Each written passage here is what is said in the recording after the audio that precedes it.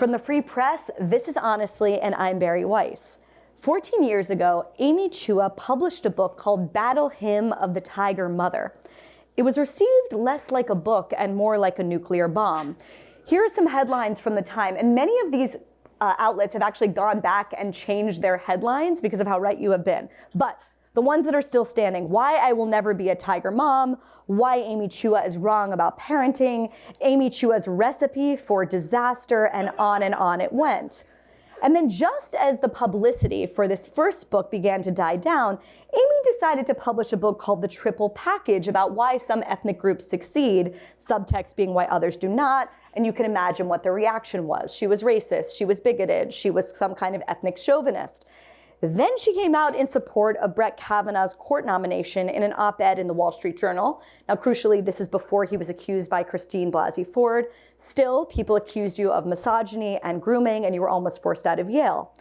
To add to that plate, in 2021, she was accused of hosting boozy dinner parties, what a sin, during COVID lockdowns, and thus Dinner Party Gate was born. Yale punished Amy by barring her from teaching her small group first-year student contingency. I don't know what that is. It's some Yale thing. Now, let's fast forward to where we are sitting right now in January of 2025. And everything is coming up Amy. Today, being a strict tiger mom, in. Gentle yes. Gentle parenting is out, and we will talk about that. Free speech, no offense to anyone in this room who's doing that, but I will judge you. Free speech, in. Wokeness and hypersensitivity, very much out. COVID lockdowns, definitely out. Vicious character assassinations and mob rule, hopefully those are out. Simply put, Amy Chua, I believe, has won, or as my colleague Peter Savodnik just wrote in the Free Press, the ideas that Chua was pilloried for are suddenly back in fashion. And here she is now, attending the inauguration of the incoming president and the vice president, one of whom happens to be her former student and mentee. And it's not Trump because he didn't go to Yale Law School. It's easy to be a weather vane. It's easy to go where the wind blows, which is what a lot of tech titans are doing right now. But it's hard to be you. It's hard to be what you did, to stand up for your beliefs, even when they are not popular, and even when it means personal consequences, all of which is why I am so excited to be talking to you here tonight.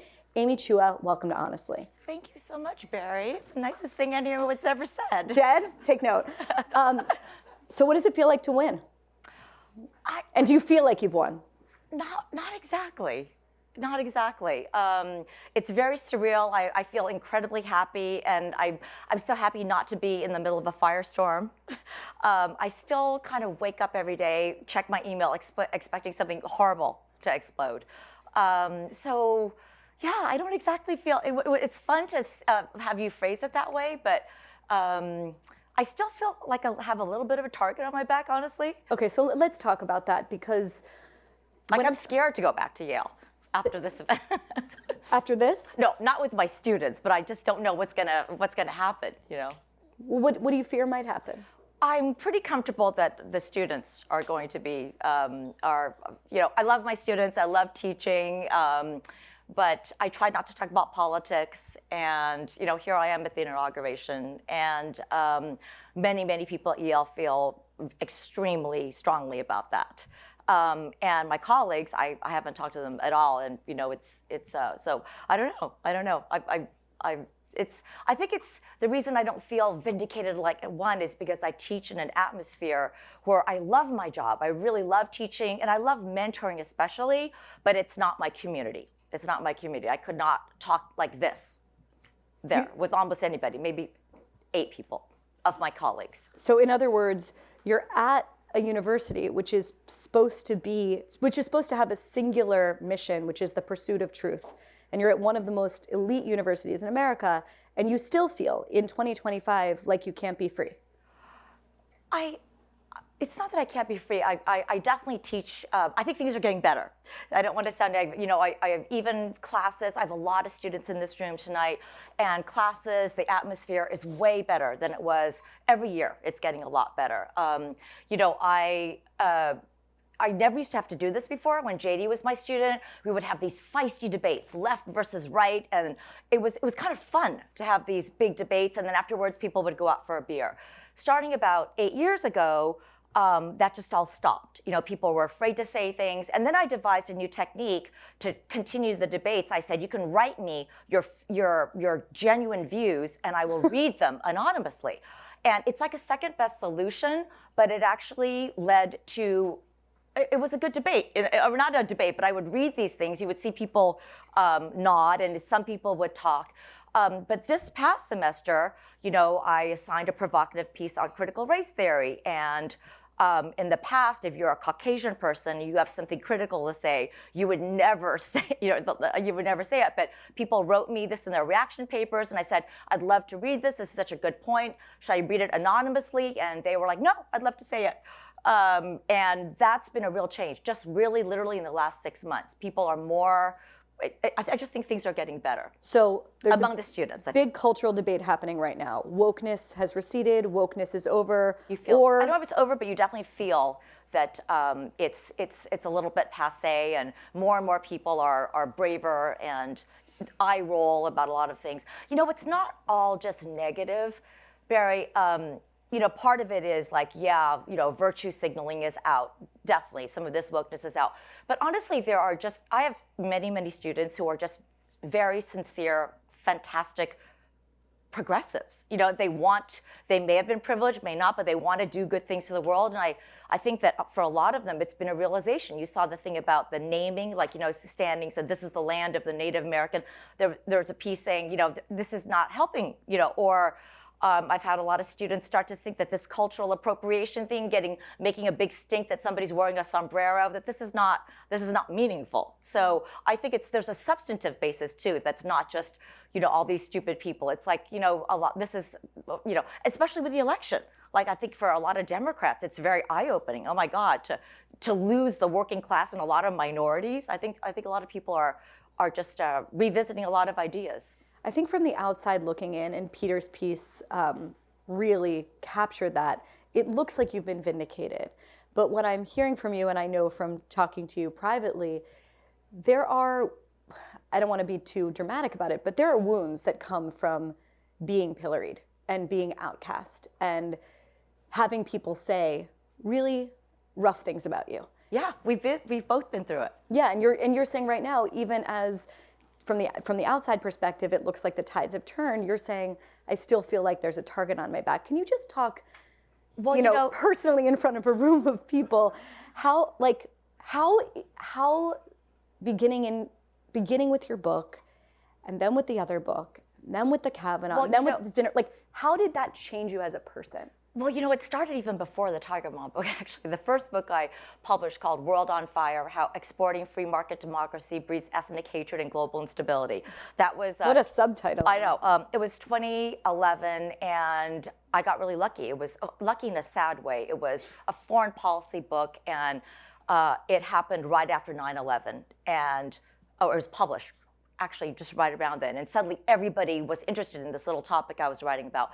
But right then, the New York Times, I was told by my publisher, you're a nobody. So the way that we try to get attention is you write an op-ed about a hot button issue, and then we try to get some attention. So I wrote about the Venezuelan strikes that were going on at this time. Hugo Chavez was in the news, and I wrote what I thought was a pretty good piece, basically pointing out that when we have strikes in the United States, we assume it's working class, blue collar. But what I was saying is the strikes were by actually oil elite. It was a very different dynamic.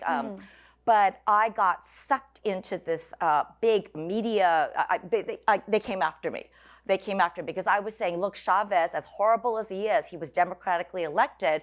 And it's been what I've been writing for a long time, saying, in the United States, we tend to think of democracy as a panacea. All we need is elections.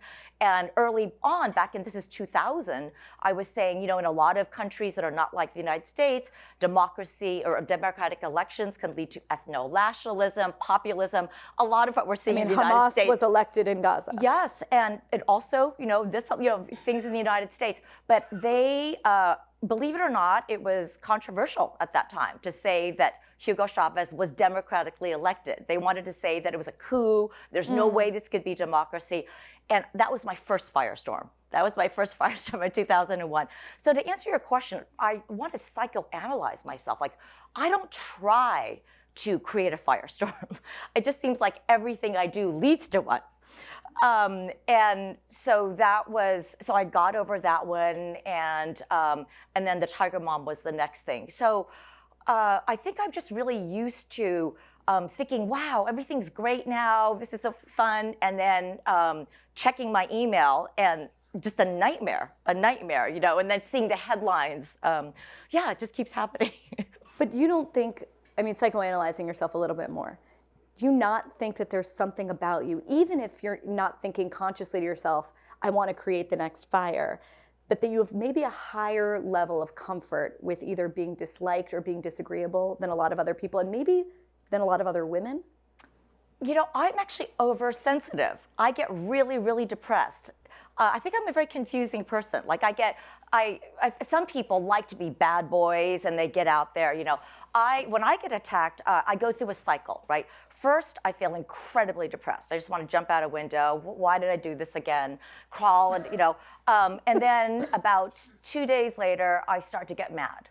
Like, who are these people that are making me feel so bad? They're idiots, they're losers. And then I kind of come through that way. I think it's more. I relate to this. Yes. Yeah, I think it's more that I'm over. Like, I did not think I was going to create a firestorm with Tiger Mom, and my husband said that it was going to be controversial. You didn't think when you said that sleepovers are not allowed that would be controversial? So by the way, I have tons of students. Either you get the book or you don't. So I have tons of students who are immigrants' kids. They're like, oh my God, I was laughing so hard. They just got it. They got it, and other people who read it very literally. So to me, it was clearly a little bit tongue-in-cheek. Like, like when I'm trying to get my dog to be a straight A student. I'm trying to train a rabbit. So I also, Barry, it was a memoir about my daughter rebelling, and at the end, how I kind of pull back. So my dad kept saying, how can this be controversial? It's just your story. How could it be controversial?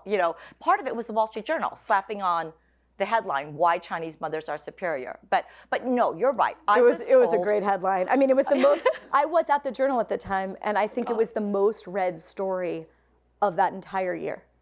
Yes. It was. Oh no, historically.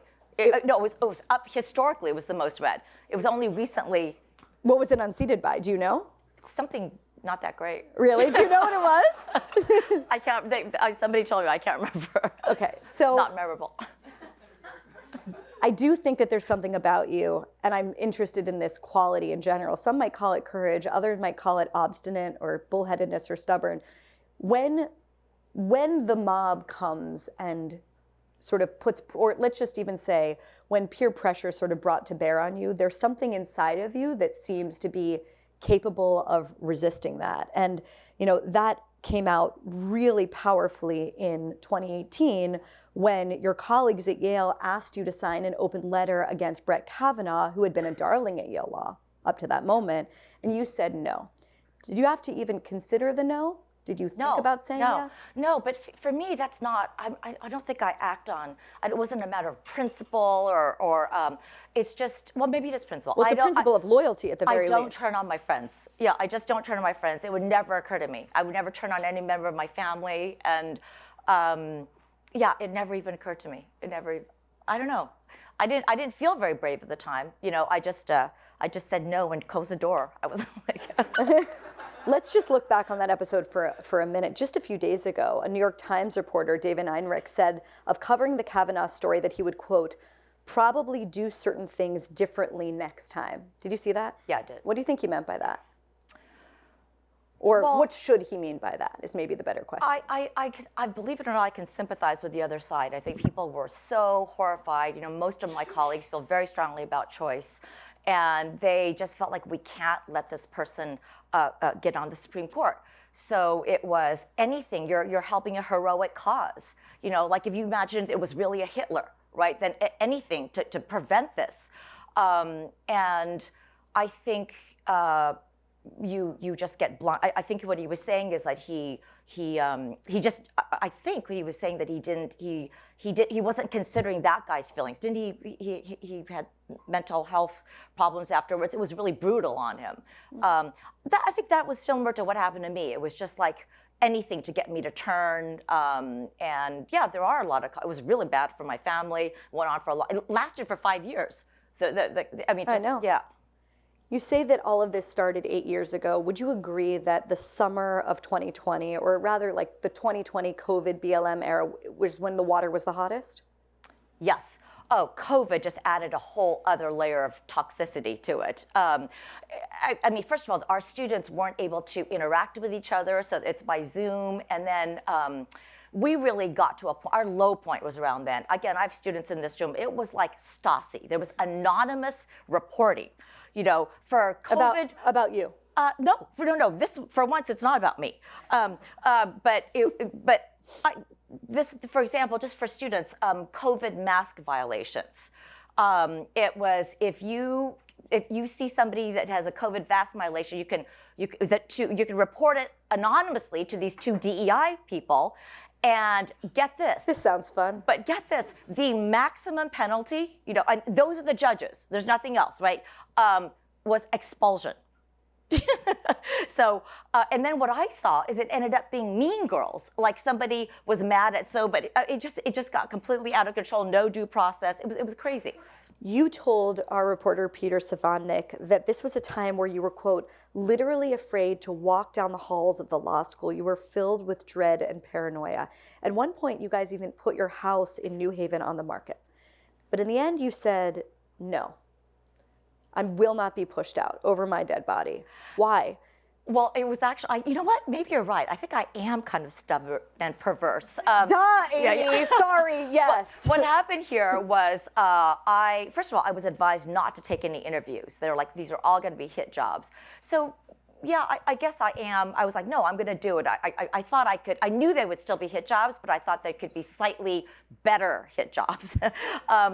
And it was actually Erin Carmen of New York Magazine, and that was a rough interview. Like I knew this is the one. There's a picture of me with the 2 dogs, and it was just But at the very end, she just said, "Look, I just don't get it. If everybody hates you so much, why don't you just leave Yale?"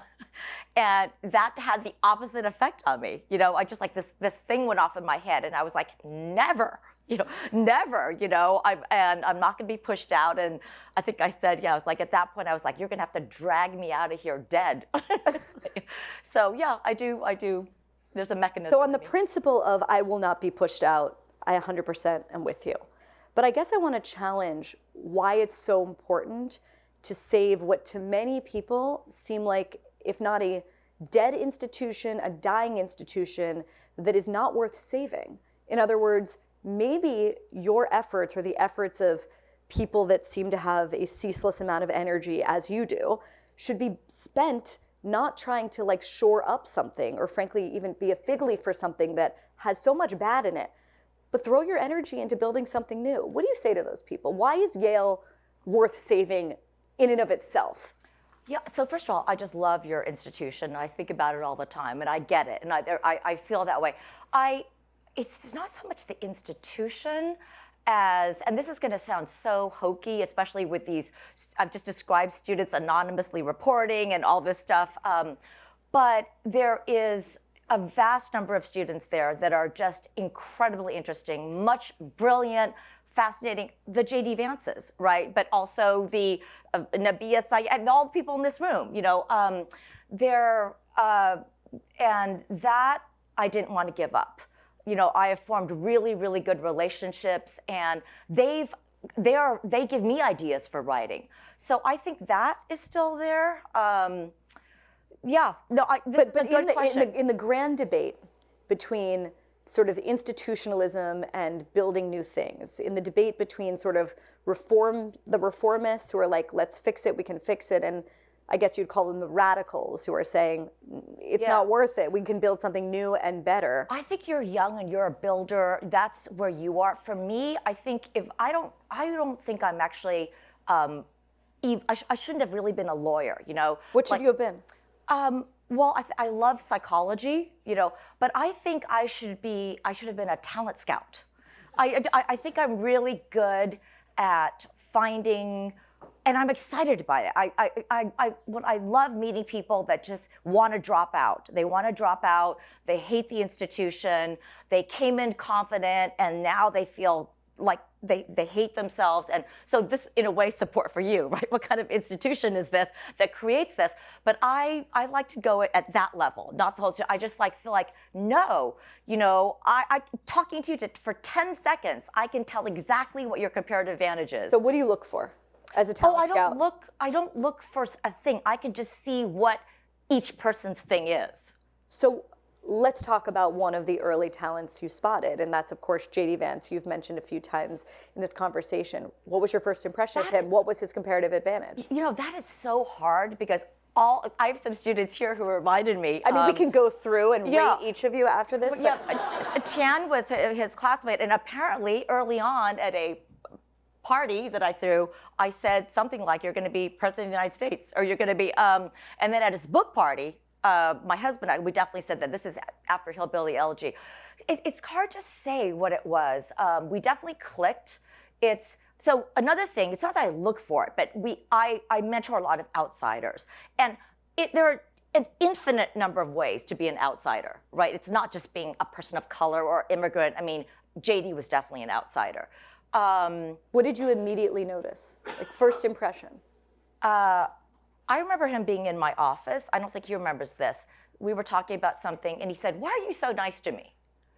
And in that comment, I thought, wow, this guy that's so disarming. It's sort of so authentic. It's kind of humble. That comment I found arresting. It doesn't seem like very much, but I just thought, why? I don't know. Just no one of the students ever asked me that. Why are you so nice to me?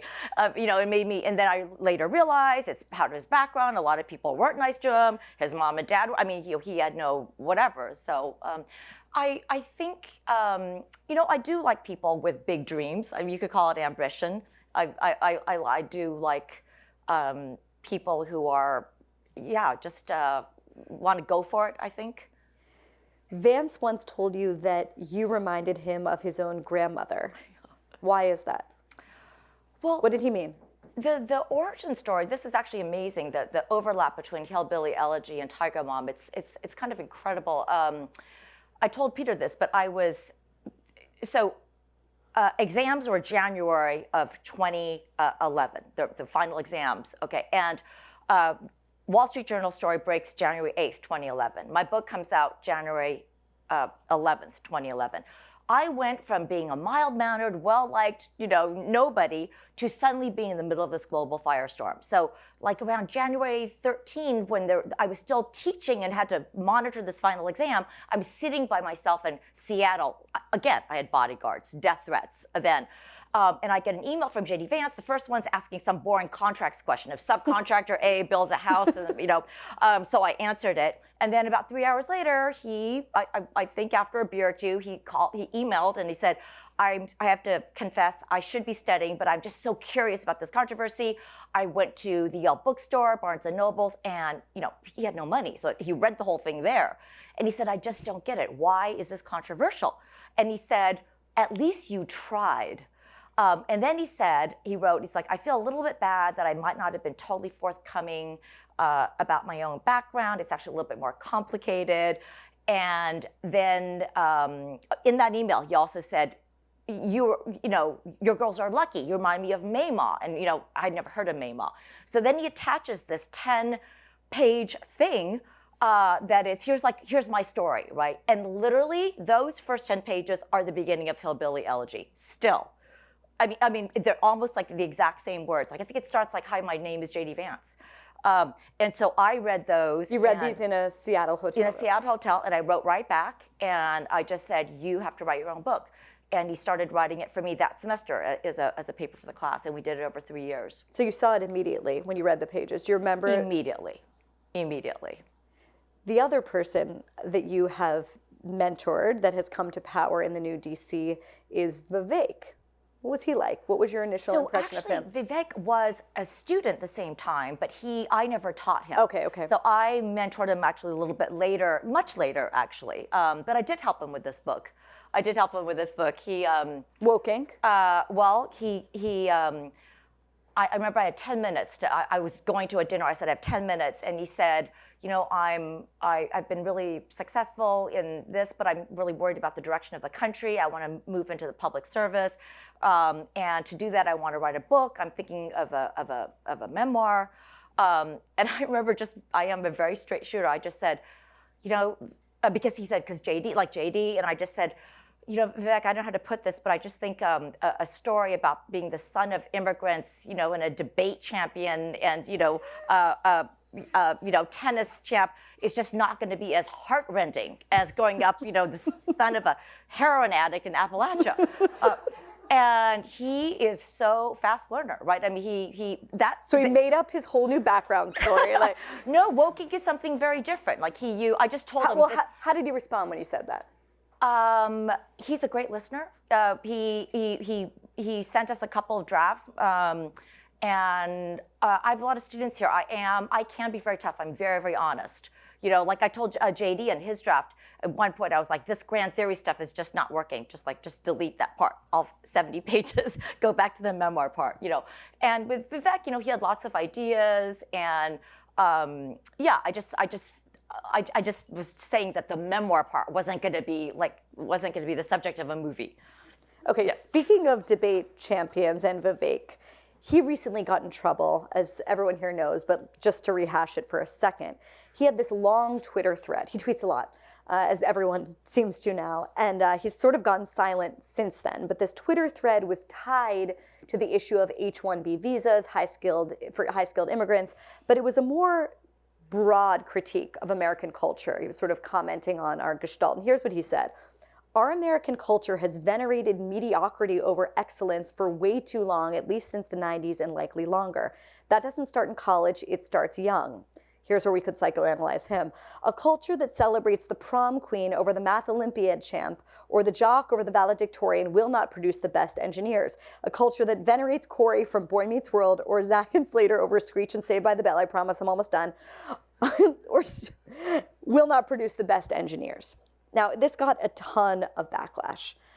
Your reputation has been built in part on knowing excellence, on raising excellent children, on helping advise other people to do the same. So I guess first question there is, do you agree with him that American culture venerates mediocrity over excellence? No. I mean, I just think that whole uproar descended into this false dichotomy, as these things often do. I mean, to me, it was like, what were the two sides? Well, it was like American culture, prom kings and I don't know who those TV figures were, but like sports jocks. Because you were not allowed to watch TV, but yes. But I mean, for me, it's so obvious that, of course, we should embrace and cultivate and be proud of our athletes and our prom queens, but also our spelling bee champs and our coders. I mean, this is a great thing about America, is that there is space for all kinds of forms of talent, or you can call it excellence or not. I mean, I actually think to be a prom queen, it probably requires a lot of makeup. No, I think an EQ and appeal, who knows? And certainly there's a reason colleges recruit athletes, and so this is like the opposite of China, right? China is a whole country of tiger parents. And believe it or not, when I went to China to give these talks, you know what I said there? I was like, you guys need more sleepovers. That's honestly what I said. I was like, you are not understanding my message, right? My message is, I am an American in this atmosphere. You guys, your kids need to socialize more. And so to me, it's American culture, I think that was the trap. To me, American culture is all of these things, and also not all striving, right? I mean, there's this in my American sense of self-reliance is what I call it. For a lot of Americans, they just want independence. They just want to be able to take care of themselves, their family, have a good life, not necessarily, and that's part of, this is like the yeoman farmer. There's strands of this in American culture too. So here's where I think I agree with Vivek. But I don't think, that's why I think the debate was framed wrong. I think everybody, nobody wants to raise kids who are entitled and so fragile that they can't take criticism and break down at the slightest bit of failure, or, and I have complaints. I mean, I wrote a whole book about it. I kind of know what he means. Like, I think sometimes a lot of my colleagues now are afraid to give honest feedback on students' papers or exams because, well, you know, maybe first of all, you might get sued, or you might be attacked, you know, criticized for racism or misogyny, or you might trigger a mental health breakdown. And so I can see this. It used to be, you know, people just kind of soft pedal it. And so, yeah, I don't think, you know, culture, I feel like America is the place where there's just room for so many different kinds of talent, or even just people who want to live their own lives. I just want to maybe deepen it a little bit more. Maybe he didn't phrase it properly, but the numbers are clear. Immigrants and their children are statistically more likely to get college degrees than other Americans. They're more than twice as likely to start a new business. They are, like, person for person, some of the most successful people in American life. Right, that's what I mean. I wrote that. That's part of the thesis of Day of Empire, and, you know, that societies that are able to bring in and attract the best and brightest. I mean, that's how my parents came as immigrants. Of course, I'm for that. But I don't think that that's inconsistent. You know, I don't think it's inconsistent with harnessing other talents that don't always lead to engineering and coding. So, yeah, I feel like, again, like jocks. You know, that's just that's a stereotype. You know, so there's a nerd stereotype and there's a jock stereotype. But again, I teach a lot of students who were great athletes, and there's a reason they ended up at Yale Law School, right? Because that teaches you a lot of grit and leadership. I think a lot of people who go on to do well in politics, you know, were good at sports because that develops certain other kinds of skills that are very positive. So I don't know. I felt like it was all very reductive on both sides. It may have been reductive, but one thing that definitely happened was a unbelievable tidal wave of just racism and bigotry, especially against Indians, and against a particular man who's going to be in the new administration, Sriram, but also against Vivek, and that was sort of woven in with a general anti-immigrant vibe shift. Like, is that part of the vibe shift that's bad? Like, how do you contend with that? How are you thinking about that? Yeah, I mean, I'm worried. Maybe it goes back to your first question, you know. So I think things went too far. I wrote about this in Political Tribes I said it's a bad idea when you're having, you know, you force white people to say, I check my privilege, I'm so sorry that I'm white, and everything white is bad. I was like, just psychologically, that's not sustainable. Maybe some people like saying that. But eventually, somebody's going to come along and say, you know what, actually, white people are good. Exactly. And in fact, whatever. And that, I understand. And that's what I was writing, and that's what I wrote in 2018. So, you know, it's a very dynamic situation. It is scary, right? It kind of went too far one way, and now in developing countries that I write about, it's scary. Sometimes there's payback too much in the other direction. I write about countries like Iraq. It's like the Sunnis, you know, suppressed the Shia for such a long time, and then finally we have democratic elections, and we're going to give the Shia majority. We're going to empower them finally. And I wrote about that. I predicted the sad outcome. Like, got it right. I was like, you know what? That majority, that long oppressed, resentful majority, might use their new political power for payback and retaliation. So it remains very tricky. Well, maybe to say it back to you, I want to make sure I'm understanding you correctly. The danger of the sort of identity politics that we have been living in for the past decade, especially in elite and pedigreed spaces, the danger of it wasn't just what you saw on the surface. The danger was the fact that telling people, maybe especially young children in some of these schools, that their whiteness was somehow the most important thing about them was inevitably going to lead to a kind of white identitarian backlash. And maybe the reason you feel like, you know, you haven't been vindicated or aren't winning is you don't know where that's going to wind up. Yeah, I think I did write about this in Political Tribes. I was like, you know, when there was a time, it's hard to actually imagine now because we're in a very different phase, but you could, you could just trash white people. That was like the one group that you wouldn't get in trouble. JD talked about this too, that you could say anything about them, make fun of hillbillies, and also the one group that was not allowed to take pride in themselves, because that would be white supremacy. And I thought that was a dangerous situation, you know, and it just makes so much sense that that's going to get reversed. So yeah, I think it's, you know, what I wrote was like, we're seeing for the first time identity politics on all sides, on all sides.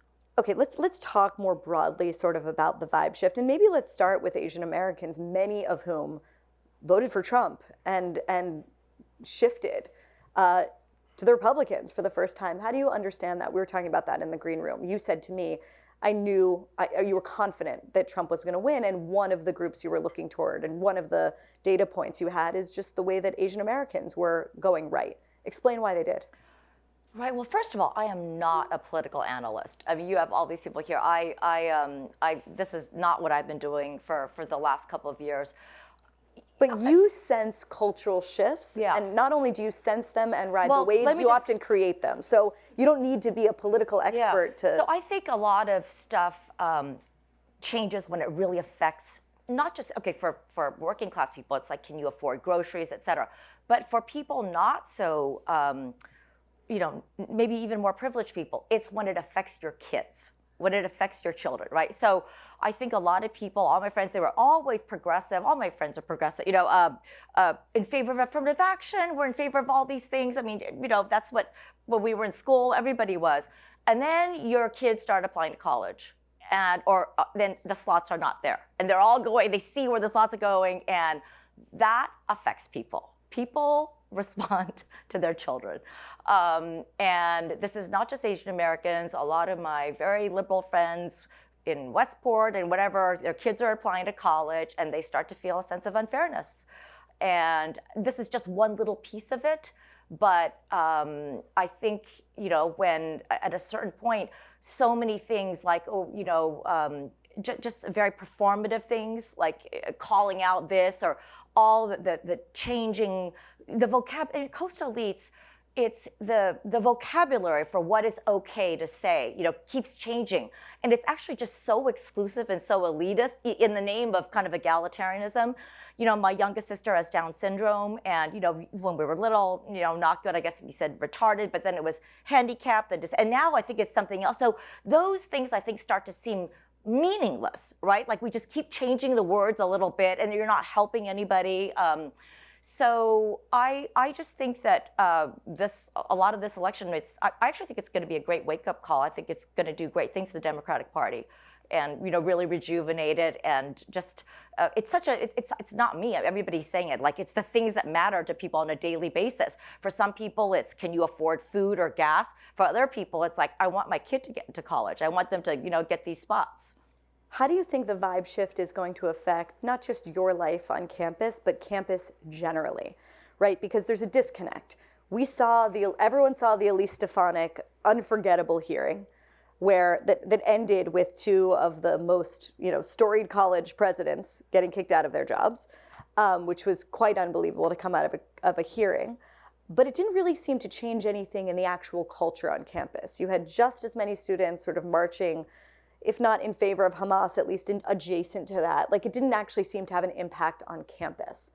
Do you think that the vibe shift that so many people are talking about culturally and politically, and definitely that you feel in this town where people are walking around proudly wearing the red hats, do you think that that is going to trickle down to campus, or that it's going to sort of be able to be a protected bubble? I think that from my experience, I think the campus has changed.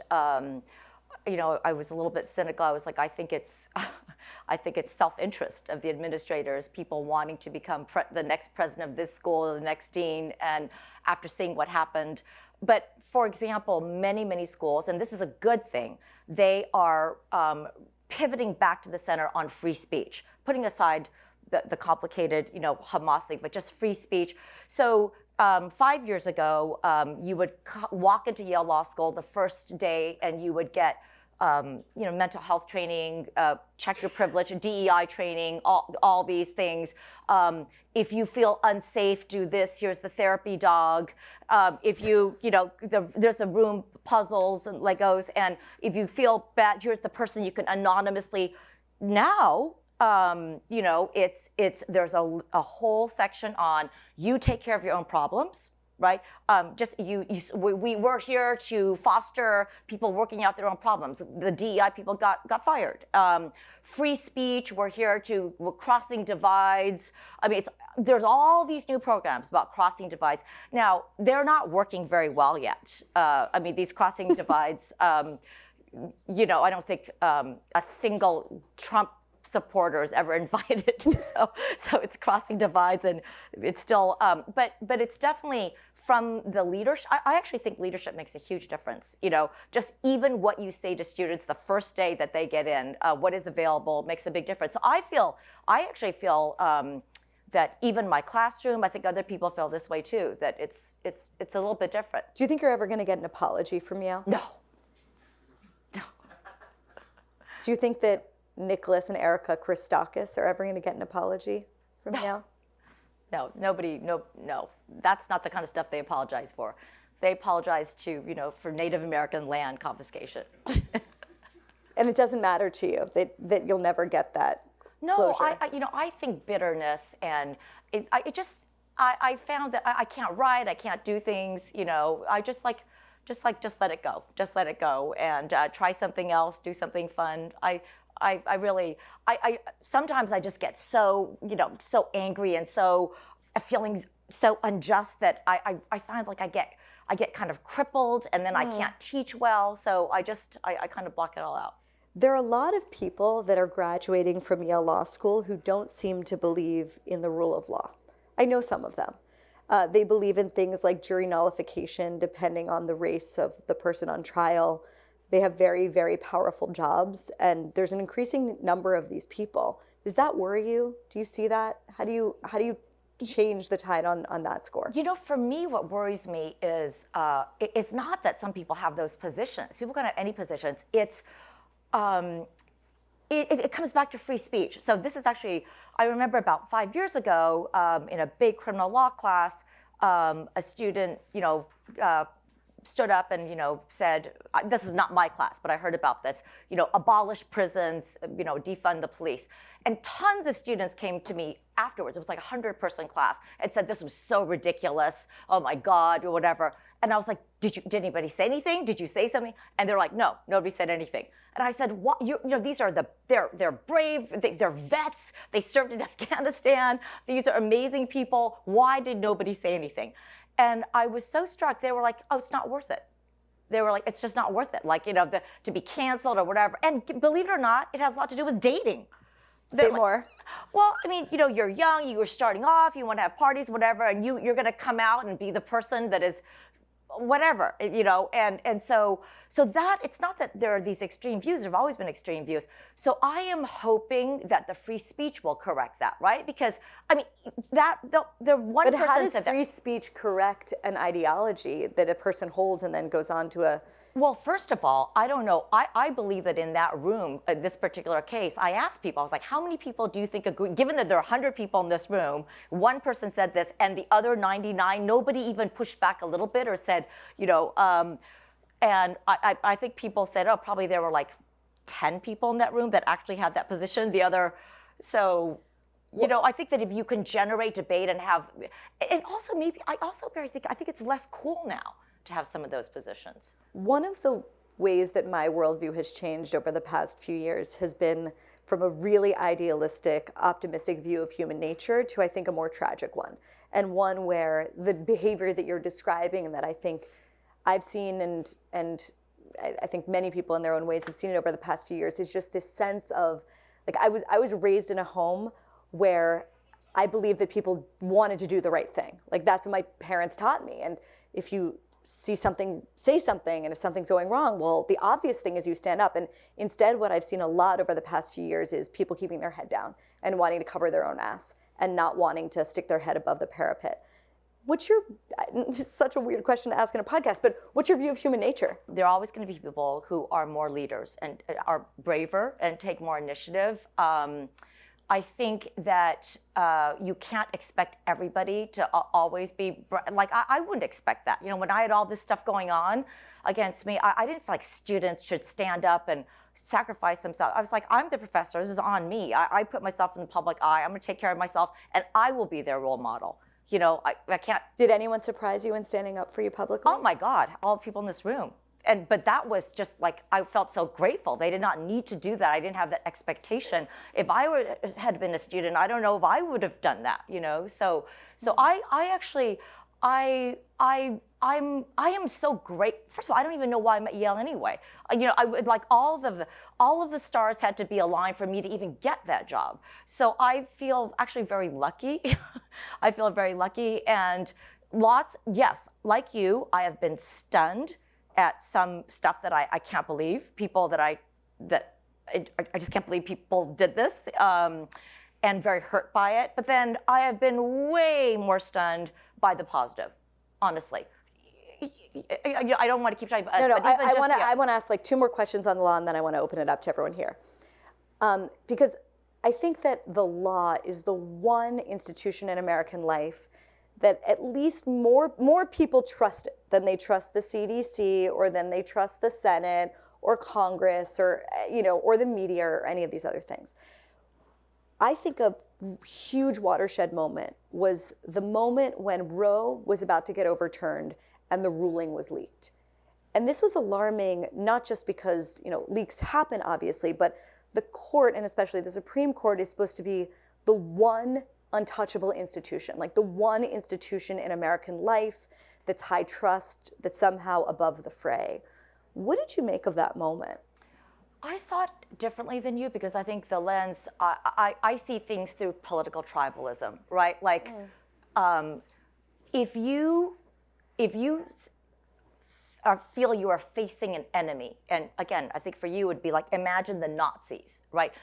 What would you do to help get rid of the Nazis? Help not just rob a bank. I mean, like, if you felt that it was an illegitimate force that's going to do terrible things to people that you care about, and you get it in your head, and all of your circle feels that way, you know, it's you only see these facts, then I kind of understand it. I'm sure half the country thought that was an enormous act of heroism. You're friends with several of the justices on the court, on the right and the left. How did that change? How did that change the culture of the court? They were uniformly horrified. I think it's more of a loyalty thing. I mean, just more of a. I don't think anybody, left, right, everybody was horrified by that.